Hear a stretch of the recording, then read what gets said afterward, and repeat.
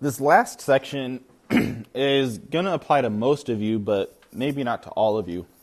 And it's going to depend on your calculator. So for quite a few of you, the only logarithm buttons that you have on your calculator are going to be log and natural log. And that's a problem if we need to do something like log base 2 of 10. Now, some of you might have a button on your calculator that lets you choose the base. Some of you might be able to choose what base you want in your calculator and then the value that goes inside.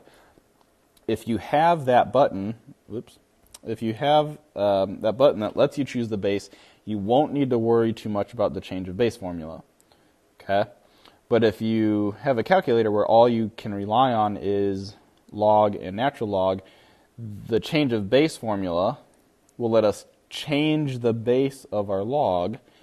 So we would change it to the common log or the natural log so that we can plug something like this into our calculator and figure out what this would come out to. So you have the change of base formula on the sheet in front of you. If we have some log base b of a, we can turn this into log base c. So whatever base you want to choose, we can turn it into log base c of a over log base c of b. Okay. Now the base that we would choose, it's really only going to make sense to use this and change it to log, or the common log or the natural log, because that's what we have on our calculator. So that's what we could evaluate this fraction with. If you have the log where you can choose the base on your calculator, well, then you can just plug log base 3 of 7 right in. If you don't have that button, changing it to anything other than the common log or the natural log isn't going to be helpful. Okay. So we would take log base 3 of 7 and turn that into, you can use log or natural log, it doesn't matter.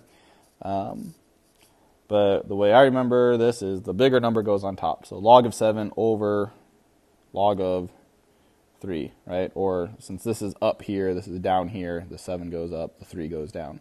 So log of 7 or log of 3. And this will, when you plug that into your calculator, it's going to come out to the exact same thing as if we did natural log of 7 over natural log of 3. Okay. Make sure you plug those in separately. Don't do natural log of 7 divided by natural log of 3. Okay, make sure that you close your parentheses at the end.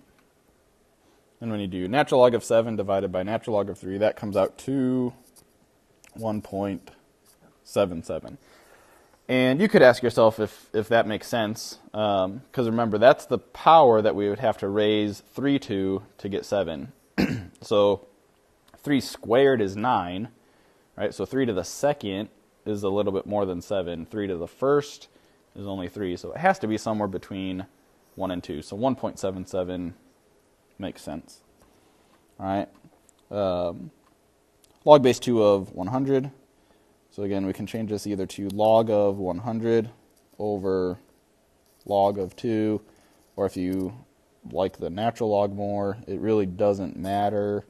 But we could do natural log of 100 over natural log of 2. And we plug those into our calculator, and it looks like we get 6.64. And again, that makes sense because 2 to the 6th is 64.